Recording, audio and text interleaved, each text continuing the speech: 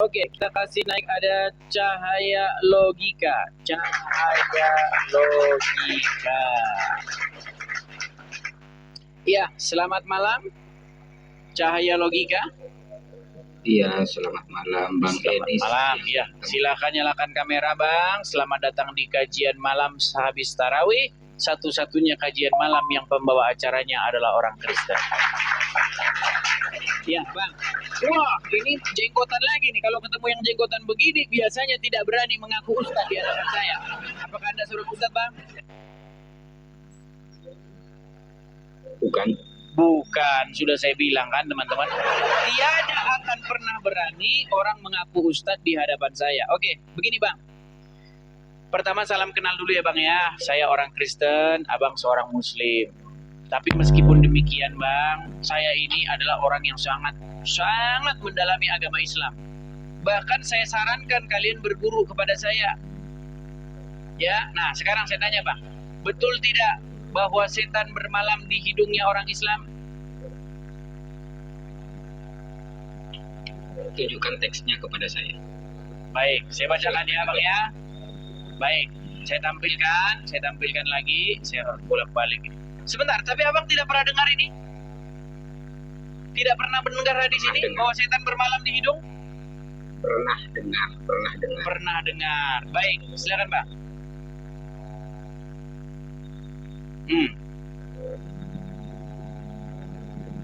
Silakan. Ya, Abu Hurairah silakan dibaca. radhiyallahu anhu meriwayatkan bahwa Nabi bersabda, apabila salah seorang kalian bangun tidur, ya, hendaklah ia menyemburkan air dari hidungnya 3 kali karena setan bermalam di hidungnya. Ya, Nabi ya mengatakan nih, kalau orang muslim bangun tidur harus melakukan apa? Istinsar 3 kali. Istinsar adalah mengeluarkan air dari hidung setelah memasukkannya karena setan bermalam di hidungnya. Betul? Jadi Anda sudah percaya dengan Muhammad bahwa setan bermalam di hidung Anda? Pernah percaya. Nah, begitu. Baik, sekarang jadi tidak meragukan lagi hadisnya, Bang ya? Tidak diragukan lagi hadisnya, Bang? Tidak meragukan lagi. Tidak meragukan. Baik, saya balik lagi kamera saya. Nah, jadi Bang, Anda... Ya. Jadi, Anda pagi-pagi membersihkan... Gimana? Anda pagi-pagi menghirup air, membersihkan lubang hidung. Nah, besok setannya balik lagi tidak Bang? Balik lagi, bersihkan lagi, balik lagi, bersihkan lagi, balik lagi, betul? Betul? Betul. Iya, artinya selama Anda jadi orang Islam, selama itu pula setan akan bermalam di hidung kalian, betul? Betul? Bukan cuma orang Islam. Bukan cuma. Waduh, di mana dalilnya di sini? Di mana dalilnya di sini? Dengerin saya. Silakan. Dengerin saya. Saya mau bicara. Silakan. Kasih saya kesempatan. Dalam teks tersebut, salah seorang, iya kan? Apakah di situ ada kalimat salah seorang Muslim atau salah seorang Islam? Salah seorang dari antara kalian.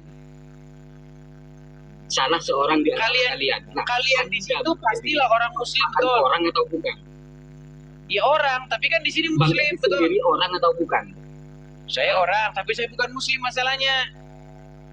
Nah, tapi di situ di teksnya tidak ada kalimat Muslim. Yang ada Oke, baik. Saya bacakan ya. Saya bacakan, Bang. Saya bacakan nih. Apabila salah seorang dari antara kalian di sini merujuk kepada orang-orang Muslim tidak? Tidak harus orang Muslim karena di dalam kalimat Oke, baiklah. Intinya kalian mengambil air seperti itu, menghirupnya karena setan bermalam di sana. Nah, setelah kalian membersihkannya, sebentar Bang. Setelah kalian membersihkannya, besok setan datang lagi, betul? Betul. Nah, habis itu dibersihkan lagi, setan datang lagi, bersihkan lagi, setan datang lagi. Nah, makanya saya bilang Bang, selama Anda jadi orang Islam, selama itu pula setan akan bermalam di hidup Anda. Tapi kalau Anda menjadi pengikut Yesus, Bang, setan tidak akan bermalam di hidung Anda. Karena pengikut Yesus bukan orang. Iya, begitu, Bang. Nah, sekarang begini, Bang. Ya, terserah Anda lah, begini. Intinya begini. Setan bermalam di hidung. Kemudian menurut Muhammad, setan juga makan pakai tangan kiri, betul? Minum pakai tangan kiri, betul? Iya. Sekarang gini aja. Dan salah satu setan sudah masuk Islam, betul? Iya, saudara-saudara. Jadi satu-satunya agama yang dianut setan adalah Muslim, betul? Berat, saudara. Saya tanya dulu coba. Saya tanya dulu, saudara. Satu-satunya agama yang dianut setan agama apa? Agama Muslim. Agama Islam, saudara. Jadi salah satu setan akan masuk surga, betul? Ya. Betul, makanya saya bilang, Bang, apa kata Yesus, Bang, di dalam Injil? Apa yang Yesus katakan di dalam Injil? Setan itu adalah bapak segala dusta. Ternyata bapak segala dusta sudah jadi orang Islam, saudara-saudara. Dan akan masuk surga bersama dengan orang Islam. Silakan. Saya naik, Anda mengundang. Terus kenapa saya tidak diizinkan untuk bicara? Oke, silakan. Kita kasih kesempatan dia bicara. Silakan. Saya tidak akan tidak akan pergi dari tema. Silakan. Ada setan di lubang hidung orang Muslim. Dalam hadis ada kata-kata Muslim apa enggak? Ada kalimat Muslim. Di sini kan yang percaya orang-orang Islam saja. Loh, ada kalimat Muslim apa enggak? Di sini berarti kalian ini merujuk kepada Muslim. Nah, terus kenapa temanya itu dikasih orang Muslim? Karena itu omongan Muhammad terhadap kaum muslimin wal muslimat. Loh, ini orang bodoh ini sedunia yang Bang Dedis ini. Berat, saudara-saudara. Apakah Anda datang kemari hanya untuk mengatakan bodoh dan bodoh? Tidak boleh begitu, saudara. Jawab saja. Begini yang gitu. Saya tanya, kan dalam hadis tersebut ada kalimat Muslim apa tidak? Kalau tidak ada kata Muslim tidak ada. Ini ditulis orang Muslim. Tapi di sini merujuk kepada orang Muslim karena di sini dikatakan kalian di sini adalah pengikutnya Muhammad. Kalau orang pintar itu tidak merujuk kepada orang Muslim, tapi merujuk kepada semua orang. Oke, jadi di sini Muhammad ngomong sama siapa? Setiap orang, manusia itu dihuni oleh setan. Makanya setiap orang dihuni oleh setan. Menganjurkan umat Islam, umat Muslim untuk membersihkan segala tubuh dari hadas, baik hadas kecil ataupun hadas besar, karena untuk membersihkan setan. Oke, sekarang saya tanya. Kristen, ada nggak anjuran untuk wudhu? Kalau orang Kristen mandi, Bang. Kalau orang Kristen mau ke gereja mandi. Kalau orang Islam cuci muka. Keteknya nggak dicuci, keteknya tidak disabun. Kalau orang Kristen, dengerin. Lebih bersih mana, mandi sama cuci muka? Mana lebih bersih? Orang Muslim itu mandi dulu. Tidak mandi kalian. Kalian kalau mau menghadap kepada Bang, dengerin.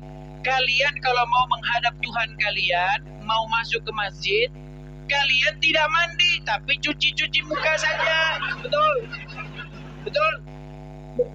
Nah, kalau kami mandi, Bang, mandi yang bersih. Kalau tidak mandi, bau. Sungguh kamu termasuk orang Islam baru mengajak diskusi. Di dalam Islam itu dianjurkan membersihkan hadas besar. Hadas besar itu yaitu mandi. Oke, sekarang begini, Bang. Sekarang begini. Saya punya teman. Dia habis tukang. Tuk, begitu kan keringetan. Oke? Nah, lalu terdengarlah suara azan azan siang, ya kan? Azan jam 12, ya kan? Nah, Ya. Lalu saya tidak lihat dia mandi. Dia hanya mengambil air wudhu, dia cuci-cuci saja. Tidak mandi, keringatnya masih nempel di situ. Nah, kalau orang Kristen bang, kalau mau ke gereja, dia mandi. Bersih mana bang, mandi sama cuci-cuci muka? Kalau Anda Bang, saya tanya dulu, lebih bersih mandi atau cuci muka? Lebih bersih mandi. Nah, artinya orang Karesek lebih bersih bang. Kalian cuci-cuci muka, kami mandi. Jadi kalau Anda bercerita tentang teman Anda, apa boleh saya bercerita tentang bos saya, juragan saya? Bang, sekarang kita bicara secara umum. Kita jangan bicara satu persatu. Oke, baik sekarang. Sekarang begini bang. Saya punya bos, ya saya punya juragan, yaitu orang Kristen. Terus? Dia, bos saya itu, dia di rumah makan. Nah, pada hari Minggu, pas dia mau pergi ke gereja, habis goreng-goreng dia habis langsung berangkat. Ah, bohong. Bang, saya bang, dengerin saya. Oke, bercerita tentang teman itu tadi. Bang, banyak saya lihat zaman saya sekolah bang, waktu zaman masih SMA, nggak ada mereka mandi bang, nggak ada. Setelah mereka pelajaran jam ini jam 11, tek pulang kan, kalau Jumat kan pulang cepat, zaman sekolah dulu, ya kan? Langsung pergi ke masjid. Kami kan ada ekstrakurikuler tuh, setiap hari Jumat. Nggak ada mereka mandi, semuanya nggak mandi. Semuanya habis keringetan, bau-bauan di kelas, langsung masuk ke masjid. Bau keringat di dalam masjid bang. Saya saksi.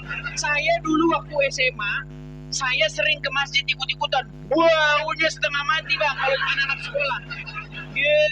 Sungguh Anda nekat yang nyata. Nggak ada satupun yang mandi. Loh, nggak ada satupun yang mandi bang. Itu fakta.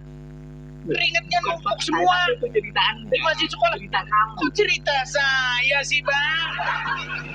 Tapi saya dengar. Tapi saya selama saya ke gereja, saya belum pernah lihat ada orang Kristen yang nggak mandi ke gereja bang. Mandi, wangi-wangi datang ke gereja. Tapi bang, yang lebih penting daripada itu gini bang. Sebenarnya bang, di dalam Bible Tuhan itu tidak melihat fisik bang. Tuhan itu tidak melihat pakaian. Tuhan itu tidak melihat bungkus, tetapi dia melihat hati. Seperti yang tertulis di dalam Bible. Manusia melihat apa yang tampak, tetapi Tuhan melihat hati. Sekarang saya mau tanya sama abang, Tuhannya abang lihat hati atau lihat kaki? Lihat hati. Oh, bohong. Nih, saya kasih tunjuk pak. Sejak kapan Tuhan kalian melihat hati? Nih, Anda lihat kaki ini, dan Anda lihat kaki ini. Ya, ini posisi duduk. Ada tahiyat awal, ada tahiyat akhir, betul? Ya. Nah, sekarang saya tanya, kenapa kakinya harus begini? Tolong jelaskan. Men, seret. Coba jelaskan, Pak. Ini kenapa harus begini dan ini kenapa harus begini? Apa ini kaitannya dengan Tuhan? Makanya saya bilang Tuhan Anda melihat kaki. Tuhan di dalam Bible melihat hati manusia. Kita membawa hati kita kepada Tuhan. Tapi Tuhan kalian tuh liatin kaki. Salah dikit kakinya tidak sah sholatnya, Bang. Walaupun begitu, Muslim tidak akan tahu kenapa kakinya begitu. Kecuali berasumsi. Iya, saya berani terjun dari Monas, Bang. Kalau ada orang Muslim yang tahu ini kenapa harus begini kakinya. Lompat saya dari Monas. Kecuali ngarang. Kalau ngarang pinter, Bang. Oh, itu kaki begini biar sehat. Kalau begini, itu syaratnya begini. Tapi semuanya ngarang, nggak ada dalilnya. Coba tunjukin dalilnya di hadis. Kenapa posisinya harus begini? Satu ditekuk begini, satu begini. Coba. Gini, Pak. Ya. Silakan. Ini berarti sudah pergi dari tema yang tadi ya? Oh, mau balik lagi ke tema? Tema yang tadi itu belum selesai. Oke, silakan. Oh, kalau ini nanti langsung meninggal dia. Kita balik lagi. Nanti kalau kesini langsung meninggal, sudah. Oke, kita balik lagi ke tema yang tadi. Silakan. Mulai tadi yang dibahas, banyak Muslim itu kalah. Itu tentang tema ini. Silakan. Jadi saya mau menyelesaikan tema ini dulu. Silakan, Bang. Silakan. Ya, ada setan di lubang hidung orang muslim. Betul kan? Kenapa tema ini ada tambahan kalimat muslim, sedangkan dalam hadisnya itu tidak ada? Karena di hadis ini berbicara tentang muslim. Kok bisa Bang Edis itu bilang berbicara tentang muslim? Karena Muhammad ngomongin itu pasti sama pengikutnya, dan pengikutnya itu muslim. Nggak mungkin Muhammad lagi ngomong sama orang Kristen, mana berani dia ngomong begitu sama orang Kristen, sama orang Nasrani. Itu kepada orang. Iya, orang itu muslim tidak? Loh, Bang Edis orang apa bukan? Bang, di dalam konteks Edis ini, orang apa bukan? saya orang. Orang. Berarti masuk dalam lingkup hadis tersebut. Tidak, karena apa? Karena saya bukan termasuk pengikut Muhammad. Bang, coba dengerin pelan-pelan. Pelan-pelan, Bang, pelan-pelan. Di sini Muhammad berbicara. Ya. Lawan bicaranya orang muslim atau orang Nasrani? Gimana? Ketika Muhammad sedang berbicara, jikalau kalian bangun tidur. Dia ngomong begitu, kalian di situ orang Nasrani atau orang muslim? Orang muslim. Orang muslim.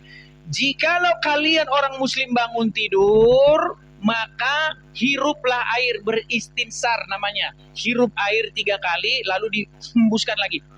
Begitu kan? Seperti orang buang ingus begitu. Nah, supaya apa? Karena setan bermalam di situ, betul? Betul. Artinya kalian semalam tidur bareng setan, betul? Betul. Betul. Makanya Bang, selama Anda jadi orang muslim, selama itu pula Anda tidur dengan setan. Makanya Bang, datang kepada Yesus, jalan yang benar. Yesus berkata, akulah jalan dan kebenaran dan hidup. Makanya Yesus mengutus yang namanya Rohul Kudus, Roh Kudus. Kalau Roh Kudus itu tinggal di hati manusia, maka roh itu nanti yang akan membimbing dia, mengepalai dia, memimpin dia kepada jalan yang benar. Dia akan menginsafkan manusia, dia akan menginsafkan dunia. Sementara kalau Anda mengikut Muhammad, yang tidur di hidung Anda itu adalah syaitan. Tiap pagi Anda ambil air, bersihkan lagi, besok datang lagi, besok bersihkan lagi, balik lagi. Anda tak ubahnya seperti pegawai hotel yang membersihkan tempat tidur orang yang tidur di situ semalam. Tapi sayang 1000 sayang yang tidur syaitan. Bukankah ini seperti hidung Anda seperti hotel bintang 5 bagi syaitan dan Anda pegawainya? Coba. Ketika umat muslim berwudu, membersihkan hidung, membersihkan mulut, itu setan sudah pergi. Oke, besok datang lagi. Besok datang lagi. Anda Bang Edis tidak mengambil wudu, berarti setan tetap bersarang. Lu tidak, kami di dalam iman kami. Dengar, saya bacakan ya. Saya baca. Oh, gini aja, saya singkat aja. Di dalam iman kami, Bang, jikalau Roh Kudus itu tinggal di hati kami, yang memenuhi jiwa kami, yang memenuhi roh kami itu roh yang daripada Tuhan. Nah, sementara Bang, di dalam ajaran agama Islam, suatu ketika Nabi itu pernah ditanya, wahai Nabi, apakah benar bahwasanya manusia itu didampingi oleh korin? Maksudnya pendamping. Betul. Dan pendamping korinnya itu adalah setan, betul. Dan setan itu membisikkan, ingin mengendalikan orang itu supaya berbuat jahat, betul. Nah, lalu Aisyah bertanya, apakah termasuk juga engkau, wahai Rasulullah? Apa kata Muhammad? Termasuk juga aku. Tetapi, dikatakan, tetapi setan atau korin yang mendampingiku sudah masuk Islam. Betul? Nah, artinya apa? Artinya setan sudah masuk Islam. Betul? Sementara kata Yesus bahwa setan itu adalah bapa segala dusta. Nah, kenapa? Karena setan sudah masuk Islam, sudah ini. Tahu nggak apa kata Muhammad di dalam hadis? Betulkah bahwa Muhammad mengajari umat muslim boleh berdusta di dalam 3 perkara? Betul? Jangan malu-malu Bang, jangan ada suara, betul tidak? Muhammad mengajari umat muslim boleh berdusta dalam 3 perkara, betul? Betul. Betul. Makanya Bang, apa yang Yesus katakan? Dikatakan oleh Yesus, Setan adalah bapak segala dusta. Dan setan menurut Muhammad sudah masuk Islam. Makanya Muhammad mengajari kalian boleh berdusta dalam 3 perkara. Di dalam Injil dikatakan, jika iya, katakan iya. Apa yang lebih daripada itu berasal dari si jahat. Tapi Muhammad mengizinkan orang muslim boleh berdusta di dalam 3 perkara. Coba bang, siapa yang mau Anda ikuti? Anda mau ikuti Yesus atau mau ikut Muhammad? Perkara. Apakah Anda Bang Edi sudah tahu 3 perkara tersebut itu apa? Baik. Loh, kemana Anda perginya ini? Saya tidak turunkan loh ya. Saya tidak turunkan teman-teman. Silakan naik lagi. Aduh berat ini saudara. Makasih Kak Vito, makasih Roy, makasih. Ya teman-teman sekali lagi ya teman-teman. Bagi teman-teman yang muslim kalau mau naik ya persiapkan diri kalian dengan ilmu. Awas jangan panjang-panjang jenggot kalian. Biasanya semakin panjang jenggot kalian semakin pusing juga Anda. Saya bikin di sini. Ya. Nanti saya tunjukkan bahwa ada setan, ada malaikat-malaikat atau bidadari-bidadari yang bergelantungan di jenggot Anda ya. Saya tunjukkan nanti dalilnya. Makasih Bang Nur Hasan, makasih. Ya teman-teman ya, sebelum kita memulai acara kita sekali lagi teman-teman saya sudah bilang berkali-kali ya teman-teman ya, bahwa saya ada mimpi dan harapan untuk mendirikan rumah apologet ya teman-teman ya. Karena kalau kita berapologet dari Konoha, pastilah rumah kita itu akan digeruduk oleh massa. Buka pintu, kami dari Laskar begini dan begitu ya. Jadi teman-teman kita perlu berapologet itu bukan dari Konoha teman-teman. Nah jadi teman-teman kepada saudara-saudaraku umat Kristen, saudara-saudaraku yang Tuhan Yesus, teman-teman saya ada satu kerinduan untuk mendirikan rumah apologet di sini ya teman-teman ya. Jadi kalau teman-teman tergerak hatinya, khususnya kepada teman-teman yang berkecukupan ya, teman-teman bisa kolekte di sini teman-teman ya. Kalau teman-teman kolekte di gereja 4 kali ya, seminggu 4 kali, tapi kalau kolekte di Edis TV hanya 1 kali saja teman-teman. Terkhusus kepada teman-teman yang sama sekali belum Makasih Kak Beto.